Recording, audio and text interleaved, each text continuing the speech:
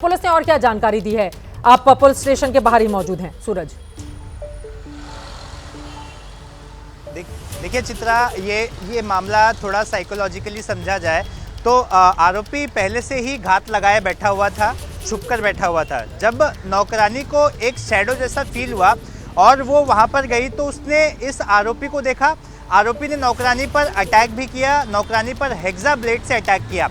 जब नौकरानी ने उससे पूछा कि आप कौन है, आपको क्या चाहिए, अब अटैक कर दिया है, मुझे देख लिया गया है तो मैं क्या कहूँ, तो उसने डराया कि कोई भी घर से बाहर नहीं जाएगा, सब अंदर रहेंगे।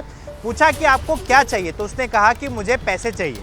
उसने पूछा कितने, तो उससे आरोपी ने कहा 1 करोड़, इंग्लिश में कहा 1 करोड़ रुपए चाहिए। तो आप सोचिए कि एक आरोपी इंग्लिश में बात कर रहा है, इंग्लिश में बातें कर रहा है, तो ये उसके लिए सर्कमस्टेंस जैसा था उस हिसाब से उसने जवाब दिया। उसका इंटेंशन था रॉबरी करना। उसके बाद के जो इसके बयान हैं, जो भी नौकरानी ने सुने, वो पुलिस को उसने बताया कि इस तरह के बेतुके चीज़ें वो कह रहा है। जब ये सारी शोर शराबे चल रहे थे, उस वक्त सैफ अली खान 11वीं मंजिल पर थे, 12वीं मंजिल पर थे, माफ़ करिए, और वो नीचे आए 11वीं मंजिल पर। उन्होंने देखा कि इस तरह से नौकरानी पर अटैक किया। सैफ अली खान भी गए, जैसे हेड ऑफ़ फैमिली होते हैं, तो हेड ऑफ़ फैमिली होने की वजह से वो गए, क्योंकि जिस पर अटैक किया वो उनकी छोटे बच्चे को संभालती है वो, और जो बड़े बच्चे को संभालती वो भी मेड वहाँ पर मौजूद थी। सैफ अली खान पर जब इसने अटैक कर दिया, तब दूसरी नौकरानी बीच में गई और सैफ अली खान को बचाने की कोशिश की। ये भी बातें अपने बयान में इस एलियामा ने पुलिस को बताया है। एलियामा ने ये भी कहा कि जब बचाने के लिए गई, जो दूसरी मेड वो भी जख्मी हुई, उसे भी चोट लगी। सैफ अली खान को किसी तरह से दूर रखा गया, लोग वहाँ से गए और दरवाजे को बंद कर लिया गया। इन्हें लगा कि डोर को लॉक कर लिया गया, लेकिन अक्यूज ने डोर अंदर से लॉक कर लिया था।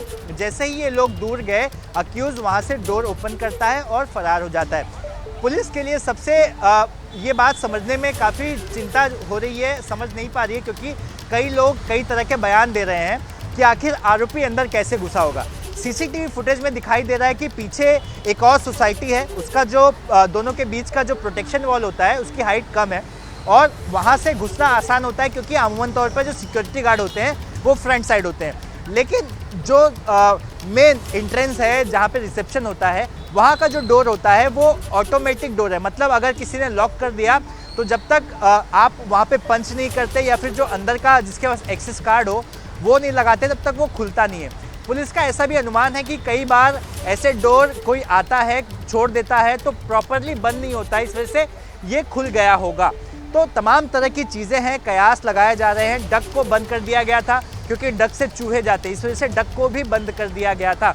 तो आखिर आदमी कैसे गया? जब चूहा वहाँ से नहीं जा सकता, तो डक का इस्तेमाल करके आदमी कैसे जा सकता है? तो थियरी कई सारी हैं। जब तक आरोपी पकड़ा नहीं जाता, तब तक सच्चाई की बात। एबीपी न्यूज के सवाल भी यहाँ पर खड़े कर रहा है। सैफ पर हमला मामले में ये बड़े सवाल हैं जिसका जवाब मिलना अभी बाकी है। हमारे साथ तमाम वैभव परब भी हमारे साथ जुड़े हुए हैं, उनके पास हम चलेंगे, लेकिन एक बार फिर से अपने दर्शकों को बता दें, यहाँ पर जो एफआईआर की कॉपी मराठी में है, उसका हिंदी अनुवाद करके मैं अपने दर्शकों को जानकारी दे देती हूं कि मेड के हवाले से क्या जानकारी पुलिस को दी गई है।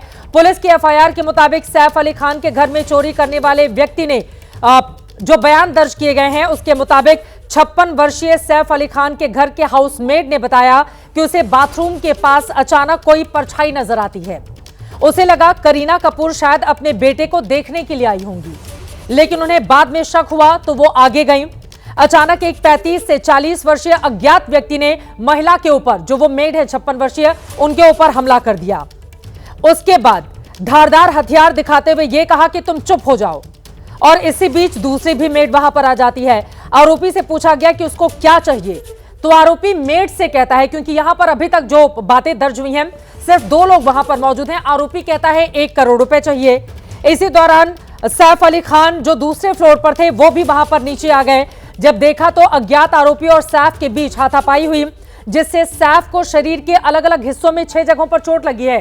सैफ अली खान को काफी ज्यादा चोट लगी है, लेकिन जो वीडियो सामने आया है सीसीटीवी कैमरे का, आप देखिए इस शख्स को कहीं भी कम से कम फुटेज के आधार पर ऐसा नहीं लगता है कि कहीं भी वो चोटिल हुआ है या शरीर पर कहीं भी चोट के निशान हैं। जिस तरह से सीढ़ियों से लगातार नीचे की तरफ वो आता है और फिर कैमरे को एक नजर देखता है और फिर वहां से दूसरी सीढ़ियों को पकड़ता है, नीचे की तरफ चला जाता है। इसको देखकर कहीं नहीं लग रहा है कि इसको कहीं भी चोटें लगी हैं। क्या सैफ अली खान के ऊपर जब ये हमला कर रहा था तो फिर वहां पर जो दोनों मेड पहले से खड़ी थी उन लोगों ने बीच बचाव की कोशिश नहीं की? सैफ अली खान के पीठ के रीढ़ की हड्डी में चूंकि चाकू का एक हिस्सा धंसा हुआ था तो उस समय इसको पकड़ने की कोई कोशिश क्या नहीं की गई? एफआईआर में जो बातें दर्ज है वो हम आपको बता रहे हैं, लेकिन साथ ही साथ वो सवाल भी खड़े कर रहे हैं जिसका जवाब अभी मिलना बाकी है। आगे की बात सुनिए। सैफ और आरोपी के बीच हाथापाई हुई जिसमें सैफ को शरीर के अलग अलग हिस्सों में चोटें आई हैं। स्थिति इतनी खराब हो गई कि उनको अस्पताल में ले जाना पड़ा और उसके बाद उनका ऑपरेशन हुआ है। इसके आगे एफआईआर की कॉपी में जो बातें दर्ज हैं उसके बारे में जानकारी देते हैं। एक नुकीला हथियार टूटकर सैफ के शरीर में अटक गया। इस दौरान आरोपी को उन लोगों ने दूसरे कमरे में बंद भी कर दिया, लेकिन जब सैफ को ज्यादा चोट लगी थी तब मेड और फैमिली के बाकी स्टाफ मेंबर्स ने इब्राहिम को बुलाया। इब्राहिम और सारा अली खान भी 8वीं मंजिल पर ही रहते हैं। इब्राहिम जो बड़े बेटे हैं, सारा अली खान जो बड़ी बेटी सैफ अली खान की, उनको उसके बाद बुलाया गया और फिर वो ऊपर आए। सैफ अली खान को लेकर ऑटो से ये लोग अस्पताल गए। बात की जाए गाड़ी की तो उस वक्त परिवार में कोई भी ड्राइवर मौजूद नहीं था और ऑटोमेटिक इलेक्ट्रिक वाहन फिलहाल किसी को चलाने नहीं आता था, इसीलिए आनन फानन में ऑटो से लेकर सैफ अली खान को वो लोग लीलावती अस्पताल पहुंचे। आप सोचिए ये बातें एफआईआर में की गई हैं, लेकिन एफआईआर को ही अगर हम गौर से देखेंगे 1 करोड़ रुपए वो दोनों मेड से क्यों मांगता है? जैसा कि मेड ने जानकारी दी, सैफ अली खान के ऊपर जब वो धारदार हथियार से हमला कर रहा था, सैफ को कई जगह शरीर में चोटें आई हैं, उस समय मेड ने क्या बीच बचाव की कोशिश नहीं की? किसी ने जब ये शख्स भाग रहा था वहां पर जब इतने लोग आ गए तो क्या इसका पीछा नहीं किया गया? क्या इंफॉर्मेशन नहीं दी गई? कई ऐसे सवाल हैं जिसका जवाब मिलना अभी बाकी। अब सीधे वैभव परब का रुख करेंगे। वैभव, क्या जानकारी मिल रही है और आपको इस पूरे मामले से जुड़ी हुई? सैफ अली खान को देखने के लिए स्थानीय विधायक बीजेपी के आशीष सेल्लार भी लीलावती अस्पताल पहुंचे हैं और क्या जानकारी मिल रही है वैभव?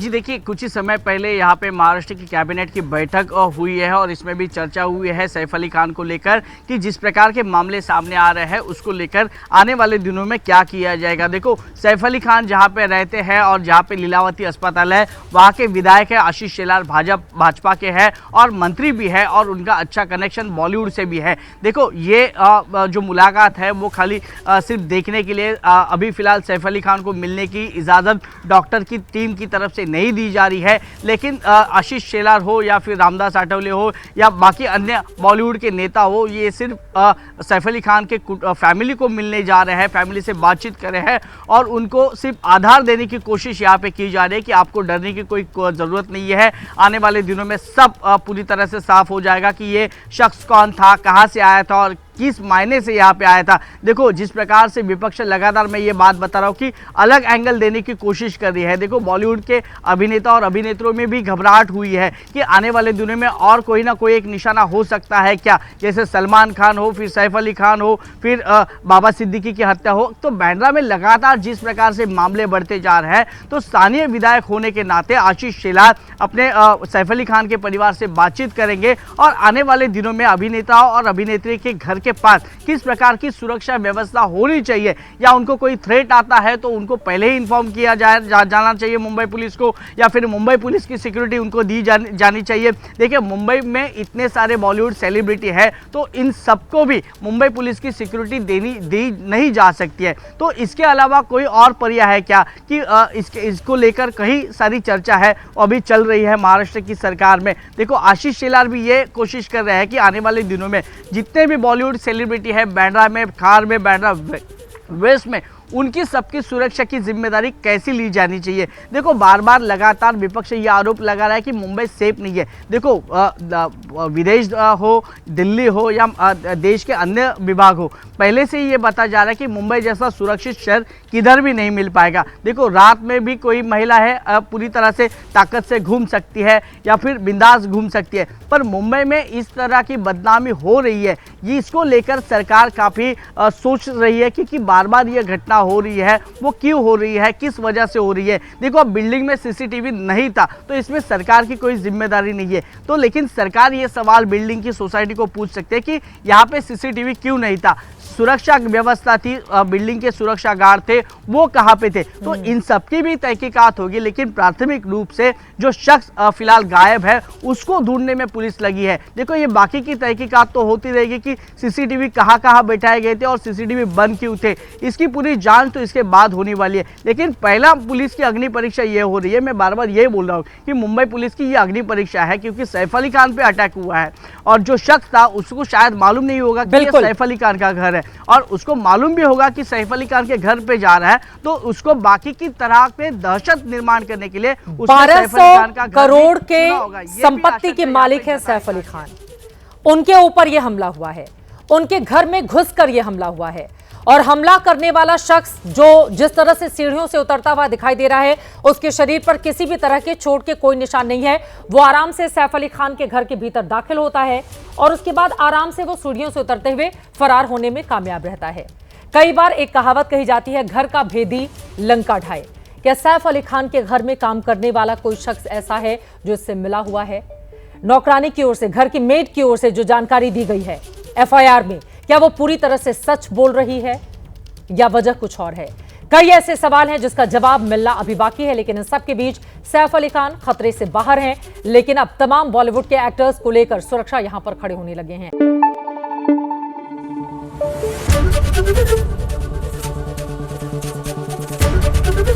एबीपी न्यूज आपको रखे आगे।